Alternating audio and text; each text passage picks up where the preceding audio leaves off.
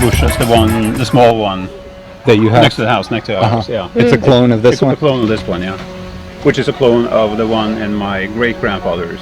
Still the same berries from when I grew up. So these are gooseberry bushes, and they're tame gooseberries. You can see they're quite large. These are red gooseberries. I've never seen these before. They're pretty cool though. I wonder what color they turn when they ripen.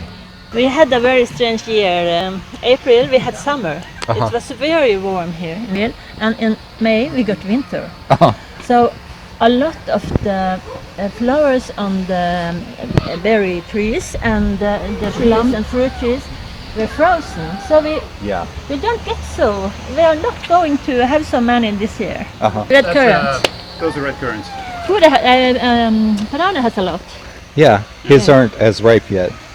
No, these have come a bit further. So these are plums. The little one, there's a little one right next to the house in the flower bed. So this is your rhubarb. Yeah, but I want to take the gigantic. Back to all All organic. Organic. Yes. That's nice. And this is lettuce. Some of the other. I planted some blueberries at our house, but they died. Oh, they want a special soil. Blueberries. These are blueberries, yeah. We have 3 different blueberries. 3 different kinds. So we had 3 different types of onion. White onions, obviously, or white variety. The shallot. I've been trying to grow some of these. This and this are Brussels sprouts. She said these are very pretty. They look like roses whenever they grow. And these are kohlrabi. Looks like they're growing nicely. Purple ones over here. Everything here is broccoli. We used to give sunflower seeds to our chicken. We take the grass from the chicken yard and put around the plant. And here's squash, courgette. These are wild raspberries that are growing on the neighbor's yard, but they said it's okay for us to get some, and that they're really sweet. I'm gonna try one. I'm gonna try another one. This is a type from Siberian, short season. And this is the first year I try it. Looks like it did pretty good. Yeah, and within 14 days, I think we can take them up. Have you ever tried to grow elephant garlic? No. I bought one package and then planted it one year, and now I think this will be my 5th year. I've been planting it back each year, so I have a lot now. So tasty, or? It's a little less flavor than, it tastes almost the same, but just less concentrated. These are parsnips, and they take a long time, right? Yes, really and they can stay in the soil during the winter, and they can take them up in the spring. I believe these are peas. I think they're like sweet peas. Maybe you can eat it. I don't know. And I have some beets and not so many. Interesting. Well, these are carrots, right? Yes, and we are growing them in milk cartoons. So do you start them in the greenhouse? No, outside. Later in the spring, we put the bottom of the boxes up. Okay. And put it in the earth. You should have, but I put too many together. So next year we do a little bit fewer. Yes. I'm gonna. It's sweet. It is sweet. It's good. And a little bit crunchy because I didn't get all the dirt off. Because we've had a hard time growing carrots. If we plant the seeds directly in the ground, it's either too dry or too wet. He was telling me how they propagate strawberries. They will take a runner like this and then cut it off, put it over in a sheltered place over there, put it in some soil and water it real heavily, and in about 3 weeks it will have roots and be ready to transplant back to the garden. Same variety, or? No, it's a very old island in the fjord called Veja. That island is the island where the Vikings had meetings. It was a very famous island. Okay. And we got those plants from a farm on that island.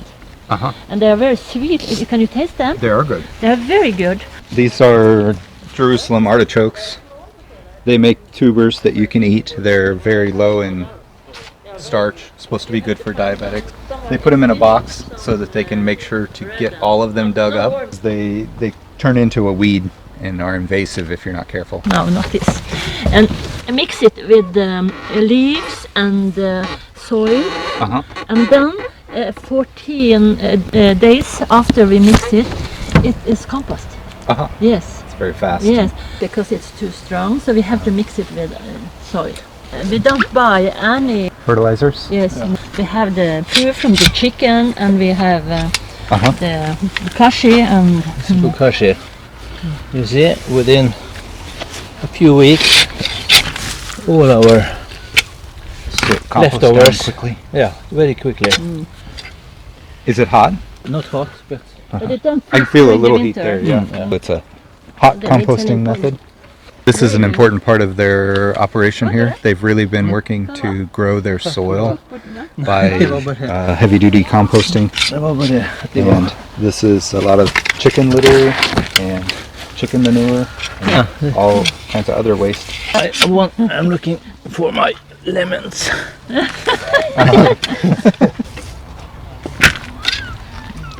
This was an elephant.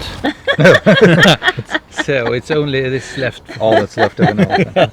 So they have bamboo. Bamboo is something that I've wanted to get going on our farm for a long time, but I've always been kind of scared of it because we have some neighbors that have some that it's just gone crazy, taken over huge areas, and they can't kill So you it. have to choose the right one. We have the right one. So this pear tree here, it's almost 100 years old, right? It's 89 years old. 89. We make a lot of apple butter. You cook them down in a big pot, and cinnamon and other spices. It separates the skin and the seeds out, and then you just have the other left, and then we put it in jars and keep it for a long time. And the apples, we did do the same with the apples. We make jam. A hanging tent, it's suspended, so the animals girls. can't get you. No, the girls slept here last week. Oh, and it has a little door here. Do you like This is the garden area, and I guess this would be a gazebo where my wife's sister and her husband were married. They had their wedding here. Looks like a very nice spot for a wedding.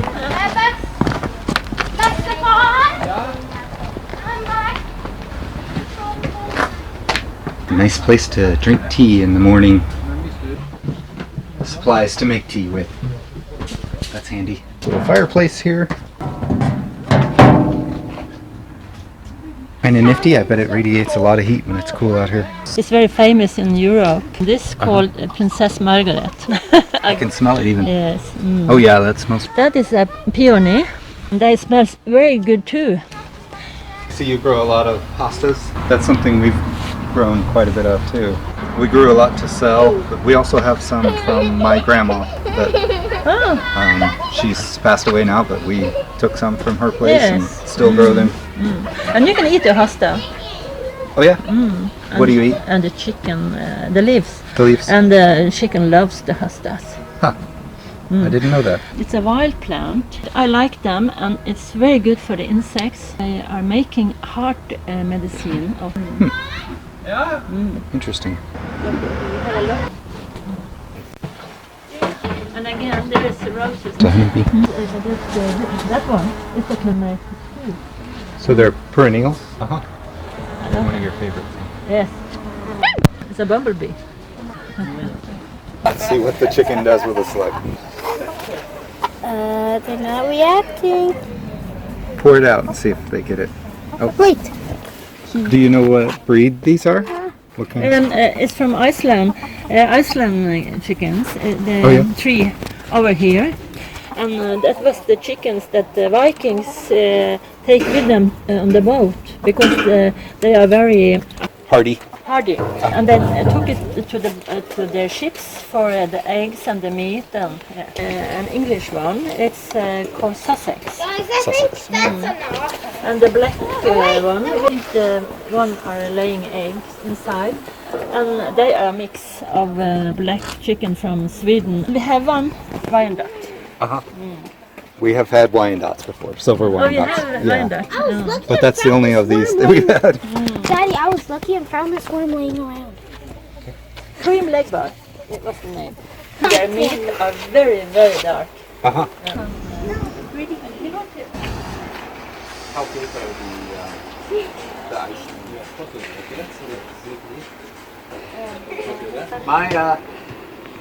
No. The two little girls just went to the neighbor's trampoline and are jumping. They tried to pick some green apples on the way, but told them no.